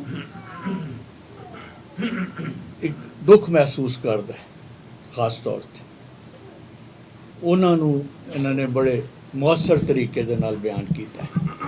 ਔਰ ਸਾਡੇ ਕੋਲ ਹੈ ਕੀ ਹੈ? ਸਾਡੇ ਕੋਲ ਤੇ ਦੁੱਖਾਂ ਤੋਂ ਇਲਾਵਾ ਕੀ ਹੈ? ਨਾਨਕ ਦੁਖੀਆ ਸਭ ਸੰਸਾਰ। ਜਿਹੜੇ ਸ਼ੇਰ ਜਿਹੜੇ ਨੇ ਦੁੱਖਾਂ ਦੇ ਅੰਦਰੋਂ ਨਿਕਲ ਕੇ ਆਉਂਦੇ ਨੇ ਉਹ ਬਹੁਤ ਵੱਡੇ ਸ਼ੇਰ। ਔਰ ਜ਼ਾਹਿਰ ਹੈ ਵੱਡੇ ਸ਼ੇਰ ਕਿਦੋਂ ਹੋਣਗੇ? ਹਰ ਆਦਮੀ ਉਹਨੂੰ ਵੱਡਾ ਨਹੀਂ ਬਣਾ ਸਕਦਾ ਸ਼ੇਰ। ਸ਼ਾਇਰ ਦੇ ਅੰਦਰ ਅੱਲਾਹ ਤਾਲਾ ਵੱਲੋਂ ਜਿਹੜੀ ਚੀਜ਼ ਵਧੀਅਤ ਕੀਤੀ ਗਈ ਹੈ ਸ਼ਾਇਰੀ ਦੀ, ਉਹਦੀ ਵਜ੍ਹਾ ਨਾਲ ਉਹ ਵੱਡੇ ਸ਼ੇਰ ਬਣਾਉਂਦੇ। ਹਰ ਆਦਮੀ ਨਹੀਂ ਬਣਾ ਸਕਦਾ। ਇਹ ਆਮ ਇਹਨਾਂ ਨੇ ਆਮ ਪੰਜਾਬੀ ਜ਼ੁਬਾਨ ਇਸਤੇਮਾਲ ਕੀਤੀ, ਔਰ ਉਹ ਆਮ ਪੰਜਾਬੀ ਜ਼ੁਬਾਨ ਜਿਹੜੀ ਹੈ ਉਹ ਆਪਣੇ ਅੰਦਰ ਪੂਰੀ ਤਾਸੀਰ ਰੱਖਦੀ ਹੈ, ਅਸਰ ਰੱਖਦੀ ਹੈ। ਔਰ ਅਸਰ ਕਿਦੋਂ ਆਉਂਦਾ ਹੈ? ਜਦੋਂ ਇਹਨਾਂ ਨੇ ਕਿਹਾ ਹੈ ਕਿ ਮੇਰਾ ਸ਼ੇਰ ਜਿਹੜਾ ਉਹ ਤੇ ਦਿਲ ਦੇ ਅੰਦਰ ਹੈ। ਸ਼ੇਰ ਜਿਹੜਾ ਹੈ ਅਗਰ ਉਹ ਦਿਲੋਂ ਨਿਕਲੇ ਤੇ ਉਹਦਾ ਦਿਲ ਸੇ ਜੋ ਬਾਤ ਨਿਕਲਤੀ ਹੈ ਅਸਰ ਰੱਖਦੀ। ਇਹੀ ਗੱਲ ਇਹਨਾਂ ਨੇ ਕਹੀ ਹੈ ਕਿ ਮੇਰੀ ਪੰਜਾਬੀ ਜਿਹੜੀ ਹੈ ਨਾ ਉਹ ਮੇਰੇ ਦਿਲ ਤੋਂ ਨਿਕਲੀ ਹੋਈ ਪੰਜਾਬੀ ਹੈ। ਔਰ ਜਿਸ ਵੇਲੇ ਕਿਸੇ ਦੇ ਦਿਲ ਤੋਂ ਨਿਕਲੀ ਹੋਈ ਕੋਈ ਚੀਜ਼ ਸਾਹਮਣੇ ਆਉਂਦੀ ਹੈ ਤੇ ਲੋਕ ਜਿਹੜੇ ਨੇ ਉਹਦੀ ਦਾਦ ਵੀ ਦਿੰਦੇ ਨੇ ਔਰ ਉਤੋਂ ਸਬਕ ਵੀ ਲੈਂਦੇ ਨੇ। ਐਸਾ ਨਹੀਂ ਹੈ ਕਿ ਇਹ ਸ਼ਾਇਰੀ ਜਿਹੜੀ ਹੈ ਇਹਦੇ ਵਿੱਚ ਕੋਈ ਤਬਲੀਗ ਨਹੀਂ ਹੈ, ਇਹਦੇ ਵਿੱਚ ਕੋਈ ਪ੍ਰੋਪੇਗੈਂਡਾ ਨਹੀਂ ਹੈ, ਇਹਦੇ ਵਿੱਚ ਕੋਈ ਐਸੀ ਗੱਲ ਨਹੀਂ ਹੈ ਜਿਹੜੀ ਡਾਇਰੈਕਸ਼ਨ ਦਿੰਦੀ ਨਹੀਂ ਦਿੰਦੀ। ਇਹ ਜਿਹਨੁਮਾਈ ਇਹਨਾਂ ਨੇ ਕੀਤੀ ਹੈ ਆਪਣੇ ਨੁਕਤਾ ਨਜ਼ਰ ਦੇ ਨਾਲ। ਔਰ ਉਹ ਨੁਕਤਾ ਨਜ਼ਰ ਇਹਨਾਂ ਦਾ ਕਿਸ ਤਰ੍ਹਾਂ ਬਣਿਆ ਕਿ ਇਹਨਾਂ ਨੇ ਪਾਕਿਸਤਾਨ ਦੇ ਬਾਅਦ ਅੱਖ ਖੋਲ੍ਹੀ। 48 ਦੇ ਵਿੱਚ ਇਹਨਾਂ ਦੀ ਪੈਦਾਇਸ਼ ਹੈ, 47 'ਚ ਪਾਕਿਸਤਾਨ ਬਣਿਆ। ਔਰ ਮੇਰੀ ਪੈਦਾਇਸ਼ ਜਿਹੜੀ ਹੈ ਉਹ ਸਰਕਾਰੀ ਸਤਹ 'ਤੇ 49 ਹੈ, 49 ਦੀ ਪੈਦਾਇਸ਼ ਹੈ। ਤੇ ਜੀ ਉਹ ਬਾਅਦ ਦੀ ਗੱਲ ਹੈ। ਅੱਛਾ, ਔਰ ਉਹ ਸਾਰਾ ਮਾਹੌਲ ਜਿਹੜਾ ਮੈਂ ਵੀ ਦੇਖਿਆ, ਜਿਹੜਾ ਮਾਹੌਲ ਇਹਨਾਂ ਨੇ ਦੇਖਿਆ ਪਾਕਿਸਤਾਨ ਦਾ, ਜਦੋਂ ਪਾਕਿਸਤਾਨ ਬਣਿਆ ਉਸ ਵੇਲੇ ਕੀ ਕੈਫੀਅਤਾਂ ਸਨ। ਬੱਚੇ ਜਦੋਂ ਅਸੀਂ ਹੁੰਦੇ ਸਾਂ ਉਸ ਵੇਲੇ ਸਕੂਲਾਂ 'ਚ ਜਦੋਂ ਜਾਂਦੇ ਸਾਂ ਉਹ ਕੀ ਹਾਲਾਤ ਸਨ, ਔਰ ਉਸ ਅਸਾਤਜ਼ਾ ਕਿਸ ਤਰ੍ਹਾਂ ਸਾਡੀ ਤਰਬੀਅਤ ਕਰਦੇ ਸਨ, ਉਹ ਸਾਰਾ ਕੁਝ ਅਸੀਂ ਦੇਖਿਆ। ਫਿਰ ਆਹਿਸਤਾ ਆਹਿਸਤਾ ਪਤਾ ਲੱਗਿਆ ਕਿ ਇਸ ਮੁਲਕ ਨੂੰ ਕੁਝ ਲੋਕ ਜਿਹੜੇ ਨੇ ਉਹ ਅਗਵਾ ਕਰਕੇ ਲੈ ਗਏ ਨੇ। ਇਹ ਮੁਲਕ ਜਿਸ ਲਈ ਬਣਿਆ ਸੀ, ਜਿਨ੍ਹਾਂ ਲੋਕਾਂ ਲਈ, ਉਹ ਲੋਕ ਜਿਹੜੇ ਨੇ ਉਹ ਸਿਰਫ ਰੋਂਦੇ ਰਹੇ ਔਰ ਅੱਜ ਤੱਕ ਰੋ ਰਹੇ ਨੇ। ਔਰ ਉਹ ਜਿਹੜੇ ਲੋਕ ਜਿਹੜੇ ਬਾਅਦ 'ਚ ਸ਼ਾਮਿਲ ਹੋਏ ਮੁਸਲਿਮ ਲੀਗ 'ਚ, ਜਾਗੀਰਦਾਰ ਸ਼ਾਮਿਲ ਹੋਏ, ਕੋਈ ਪੀਰ ਸ਼ਾਮਿਲ ਹੋਏ, ਕੋਈ ਹੋਰ ਸ਼ਾਮਿਲ ਹੋਏ, ਉਹ ਸਾਰੇ ਜਿਹੜੇ ਨੇ ਛਾ ਗਏ ਔਰ ਉਹਨਾਂ ਨੇ ਮੁਲਕ ਦੇ ਅੰਦਰ ਐਸੀ ਮਈਸ਼ਤ ਨੂੰ ਰਾਹ ਦਿੱਤੀ ਜਿਸ ਮਈਸ਼ਤ ਤੋਂ ਬਾਅਦ ਬੰਦੇ ਜਿਹੜੇ ਨੇ ਬੇਰੁਜ਼ਗਾਰ ਹੋ ਗਏ, ਬੰਦੇ ਜਿਹੜੇ ਨੇ ਉਹ ਰੋਟੀ ਤੋਂ ਮਹਿਰੂਮ ਹੋ ਗਏ। ਔਰ ਅੱਜ ਤੇ ਉਹ ਹਾਲਤ ਐਸੀ ਹੋ ਗਈ ਹੈ ਕਿ ਸਭ ਕੁਝ ਉਹ ਲੁੱਟ ਕੇ ਲੈ ਗਏ ਨੇ ਔਰ ਆਮ ਆਦਮੀ ਜਿਹੜਾ ਰੋਂਦਾ ਪਿਆ। ਉਹ ਸੂਰਤ ਹਾਲ ਵੀ ਇਹਨਾਂ ਨੇ ਬਿਆਨ ਕੀਤੀ ਆਪਣੀ ਸ਼ਾਇਰੀ 'ਚ। ਔਰ ਆबिद साहब ਨੂੰ ਮੈਂ ਆਪਣਾ ਹਮੇਸ਼ਾ ਉਸਤਾਦ ਹੀ ਕਹਿਣਾ, ਕਿਉਂਕਿ ਇਸ ਲਈ ਕਿ ਇਹਨਾਂ ਤੋਂ ਮੈਂ ਬੜਾ ਕੁਝ ਸਿੱਖਿਆ। ਅਸੀਂ ਹੈਗੇ ਜਦੀਦ ਸ਼ਾਇਰੀ ਦੇ ਬੰਦੇ, ਲਿਸਾਨੀ ਤਸ਼ਕੀਲਾਤ ਦੇ ਬੰਦੇ, ਤਰ੍ਹਾਂ ਤਰ੍ਹਾਂ ਦੀਆਂ ਐਸੀਆਂ ਗੱਲਾਂ ਵੀ ਕਰ ਰਹੇ ਹਾਂ ਜਿਹੜੀ ਲੋਕਾਂ ਦੀ ਸਮਝ ਤੋਂ ਬਾਅਦ ਦਫਾ ਬਾਹਰ ਹੋ ਜਾਂਦੀਆਂ ਨੇ। ਔਰ ਮੈਂ ਆਪਣੇ ਆਪ ਨੂੰ ਇਹ ਸਮਝਣਾ ਕਿ ਕੋਈ ਪੰਜਾਬੀ ਦੇ ਵਿੱਚ ਵੀ ਨਜਮ ਹੁਸੈਨ ਸੈयद ਜੈਸੇ ਲੋਕ ਵੀ ਹੈ ਨੇ ਜਿਨ੍ਹਾਂ ਦੀ ਜ਼ੁਬਾਨ ਜਿਹੜੀ ਹੈ ਉਹ ਆਮ ਲੋਕ ਨਹੀਂ ਸਮਝ ਪਾਉਂਦੇ। ਔਰ ਹਾਂਜੀ, ਲੇਕਿਨ ਉਹਦੇ ਬਾਵਜੂਦ ਉਹਨਾਂ ਨੇ ਜਿਹੜੀਆਂ ਗੱਲਾਂ ਕੀਤੀਆਂ ਉਹ ਪ੍ਰੋਗਰੈਸਿਵ ਗੱਲਾਂ ਕੀਤੀਆਂ। तो सिर्फ जुबान का मसला नहीं है, समझन का भी मसला नहीं है। मसला है कि केड़ा नुकता नज़र तुसी बयान कर दो। और उन्होंने भी तकरीबन वही नुकता नज़र बयान किया है जिहड़ा नुकता नज़र अब्बास साहब बयान करते हैं इंसान के बारे में। तो जुबान का ऐसा मसला नहीं है। मसलन मिर्ज़ा गालिब हैं, वो बड़ी मुश्किल शायरी करते हैं, लेकिन वो मुश्किल शायरी भी जड़ी है अपने अंदर जड़े मफहूम रखती है। लोग जो उन्हें शरह करते हैं तो फिर उन्होंने मज़ा आ जाता है कि देखो गालिब ने की गल की थी। और वो शरह करने वाले भी लोग हैं जो दस देंगे गालिब के बारे में। मीर है साਡਾ, उन्हें भी आम जुबान भी इस्तेमाल की है बिल्कुल। और ऐसे भी मुश्किल जुबान मीर दे यहाँ शायद घट ही नज़र आती है। आम जुबान इस्तेमाल करके आम लोगों दी गल्लां कीतियां और सूफियाना गल्लां जिहड़ियां तुसीं कह रहे हो साडे क्लासिकी शायरी से मौजूद ने। और उस तरह दीयां गल्लां भी जिहड़ियां तुसीं कीतियां ने अज वो मुसफ़ी जैसे शायरां कोल भी मौजूद ने ते जुरत जैसे शायरां कोल भी मौजूद ने। ਹੁਣ मैं तुहानूं दो शेर सुनाना ताकि यह जी गलत फहमी है ना मैं आप तुहानूं दस दिन दो शेर सुना के उसकी वजाहत करना कि उन्होंने मुसफ़ी जड़ा कह रहा सी कि पानी में निगारी कफ़े पा और भी चमका, भीगे से तेरा रंगे हिना और भी चमका। इस तरह का शायर इमेजिज का शायर वो कहते भला दुरुस्ती है आज़ाए पीर क्या होवे कि जैसे रस्सी से टूटा किवाड़ बांध थी। हम तुसी देखो ना कि बिल्कुल जदीद इमेज है कि नहीं है, बिल्कुल ताज़ा और मुसफ़ी का शेर। ऐसी तरह उन्हें कहा कि हिंदुस्तान की दौलत व हशमत जो कुछ के थी काफिर फरंगियों ने बतदबीर खींच ली। ये हिकमत अमली जिस जड़ी हिकमत अमली की गल असीं करने कि अंग्रेज़ों को है सी उस हिकमत अमली नूं उसी ज़माने च मुसफ़ी ने बयान किया। एक पासे बारी अलीग की किताब है कंपनी की हुकूमत और एक पासे कला शेर जिहदे विच उन्हें कहा कि बतदबीर खींच ली हिंदुस्तान की दौलत व हशमत जो कुछ के। ऐसी तरह जुरत जिसनों हसन अस्करी ने कहा कि मज़ेदार शायर और है बड़ियां लज्जत दियां गल्लां करदा है। इन्होंने रेखती लिखी है, इन्होंने फोश शायरी की है, लेकिन उसके बावजूद वो इस तरह दियां रुवाइयां लिखते हैं कि कहियो इन्हें अमीर और न वज़ीर, अंग्रेज़ों के हाथों ये कफस में है असीर, जो कुछ वो कहें ये मुंह से बोलें, बंगाले की मैना है ये पूरब के अमीर। यार तुसी देख लो अज सारे पाकिस्तान दे जड़े उमरा ने वो किन्हां दी जुबान बोल रहे हैं। यह एक रुबाई जड़ी है पिछे साढ़े मौजूद है और वो सादा जुबान च भी है। तो मैं समझना कि यह रवायत जड़ी दुखी दिला दी रवायत है वो शायरी च बदस्तूर आ रही है और शायर जड़े ने बदस्तूर उन्हों का इजहार कर रहे हैं, लेकिन मजबूर ने कि वो मुआशरे नूं बदल नहीं सकते। उन्होंने को ऐसे वसाइल नहीं है कि वो तब्दील करन और आम लोगों नूं उपर लैकर आन, क्योंकि उहदे लई तो फिर मौजतंग चाहिए, उहदे लई तो कोई लैनन चाहिए, उहदे लई तो इनकलाब बर्पा करने वाले लोग और पार्टियां चाहिए ने जड़ियां कि उन्होंने किसी वजह नाल ख़त्म कर दित्तियां ने। आम आदमी की पार्टी कोई अगे आ ही नहीं सकती, सारिया पार्टियां उमरा दियां ने। तो उहदे नतीजे च साडा सारा जड़ा करब है, साडा क्राइसिस जड़ा है उहदी वजह नाल है। तो मैं समझना कि बहुत मुबारकबाद दे मुस्तहिक ने कि इन्होंने लोगों की आवाज़ जड़ी है वो शायरी च मुंतकिल की और सानू बहुत लुत्फ भी आता है और उहदे नाल दुख भी होंदा है कि साडे नाल की हो रहा है। बहुत शुक्रिया जी।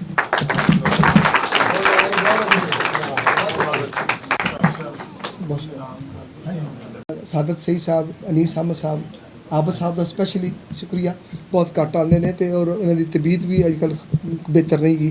तो मैं बाबा जी का और जितने भी दोस्त हाल के मौजूद ने इन्होंने तमाम का फर्दन आफ्ताब जवेद साहब का, वही साहब का, मेरे दोस्त नसीर अहमद साहब का, इन्होंने तमाम दोस्तों का बहुत बहुत शुक्रिया कि प्रोग्राम का हिस्सा बने।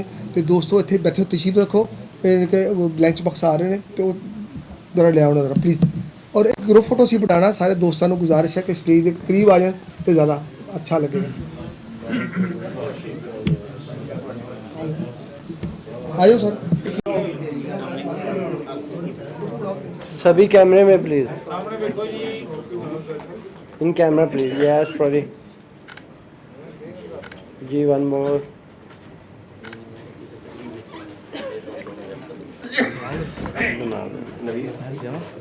जाए आप बैठे पहुँचे ठीक